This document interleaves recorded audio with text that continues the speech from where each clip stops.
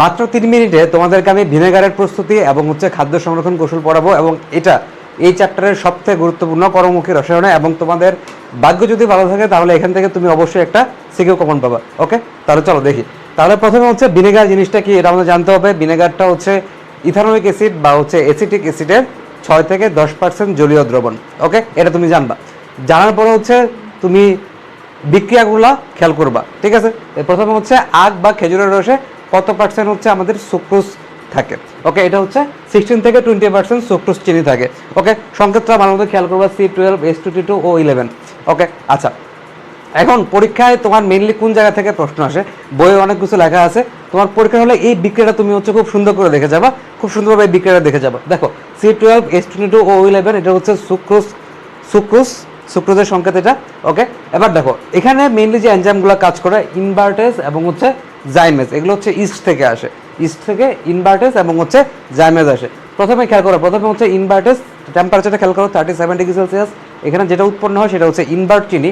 Invert চিনিটা হচ্ছে সমমূলার glucose এবং হচ্ছে ফ্রুক্টোজের যে মিশ্রণটা আছে সেটা। ওকে, এখানে তোমরা জানো যে এদের আণবিক সংকেত একই বা গাঠনিক সংকেত ভিন্ন, গ্লুকোজ এবং হচ্ছে ফ্রুক্টোজের। ওকে, দেন কি হয়, দেন হচ্ছে জাইমেজটা আসে। জাইমেজটা আসার পর তোমার এই জায়গায় কি উৎপন্ন হয়, ইথানল উৎপন্ন হয় এবং হচ্ছে কার্বন ডাইঅক্সাইড উৎপন্ন হয়। বিক্রিয়াটা খেয়াল করবে ভালোভাবে। তারপর এই ইথানলটাকে তুমি হচ্ছে এসিটোব্যাক্টর যে ব্যাকটেরিয়াটা আছে, এসিটোব্যাক্টর ব্যাকটেরিয়ার প্রভাবে তুমি হচ্ছে এটার জারণ করো অক্সিজেনের উপস্থিতিতে। দেন আলটিমেটলি কিন্তু আমরা অ্যাসিটিক অ্যাসিড পাই 6 থেকে 10%, যেটা হচ্ছে আমাদের ভিনেগার বলে আমরা যেটাকে চিনি। তাহলে এই যে বিক্রিয়াটা এটা হচ্ছে সবথেকে গুরুত্বপূর্ণ, এবং পরীক্ষা হলে এই বিক্রিয়াগুলোতে A, B, C, D এগুলো দিয়ে তোমাকে সুন্দর প্রশ্ন করবে, তুমি কিন্তু বিক্রিয়াটা সুন্দরভাবে তোমাকে লিখতে হবে, এটা তো সবথেকে গুরুত্বপূর্ণ। ওকে, আরেকটা প্রশ্ন যেটা পরীক্ষাতে আসে সেটা হচ্ছে খাদ্য সংরক্ষণের কৌশল এবং হচ্ছে গুরুত্ব ভিনেগারের ক্ষেত্রে। এটা তুমি বই থেকে দেখবা। দেখো কি কি লিখবা তুমি পরীক্ষার খাতায়। পরীক্ষার খাতায় তুমি তো প্রথমে ভিনেগারের কথা লিখবা, 6 থেকে 10% জলীয় দ্রবণ হচ্ছে ভিনেগার। পিএইচ এর মানটা লিখবা, ঠিক আছে, গড় পিএইচ এর মানটা লিখবা। এরপর তোমার সবথেকে ইম্পর্টেন্ট যে জায়গাটা ভাই, এই জায়গাটা হচ্ছে সবথেকে গুরুত্বপূর্ণ। এটা লিখলেই তুমি হচ্ছে 12 নাম্বার পাবা, ঠিক আছে। এই জায়গায় দেখো, এই জায়গায় দেখাচ্ছে তারা যে ইথানয়েড বা এসিটেট উৎপন্ন হয়েছে এবং H+, এবং এই H+টার প্রভাবে কিন্তু জীবন্ত যে ক্ষতিকারক ব্যাকটেরিয়াগুলো আছে, এই H+এর প্রভাবে তারা কিন্তু মৃত বা হচ্ছে নিষ্ক্রিয় ব্যাকটেরিয়া পরিণত হয়, তার মানে এই জিনিসটা তোমাকে অবশ্যই পরীক্ষা খাতায় লিখতে হবে, সবচেয়ে গুরুত্বপূর্ণ এটা। ওকে, তাহলে সামান্য H+ এর উপস্থিতিতে ক্ষতিকর ব্যাকটেরিয়া বেঁচে থাকতে পারে না। ওকে, এটা তুমি লিখবা।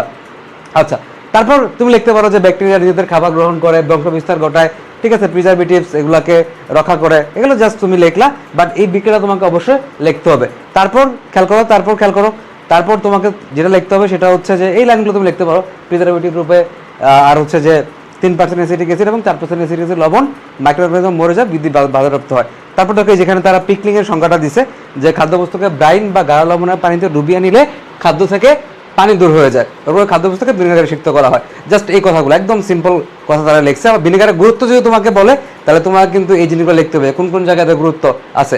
প্রথমে তারা লিখছে যে pH 2.5 হওয়াতে অম্লীয় পরিবেশ অবশ্যই, এবং প্যাথোজেনিক ব্যাকটেরিয়া জন্মাতে পারে না বা বৃদ্ধি ব্যাহত হয়। দেন তারা লিখছে যে কোথায় কোথায় ইউজ করি আমরা, পিকলিং বা হচ্ছে আচার তৈরিতে ইউজ করি। ওকে, বিভিন্ন সবজি মাংস ভিনেগারে ডুবিয়ে সংরক্ষণ করা হয়, ঠিক আছে। চাটনির মতো রেসেমোস নামক বিভিন্ন মিশ্র সবজি বানাতে তৈরি করা যায়। তার মানে হচ্ছে এই যে খাদ্যবস্তুগুলো হচ্ছে সংরক্ষণে আমরা ভিনেগারগুলো ইউজ করি, এটা তুমি লিখবা, ঠিক আছে, এটা তুমি লিখবা।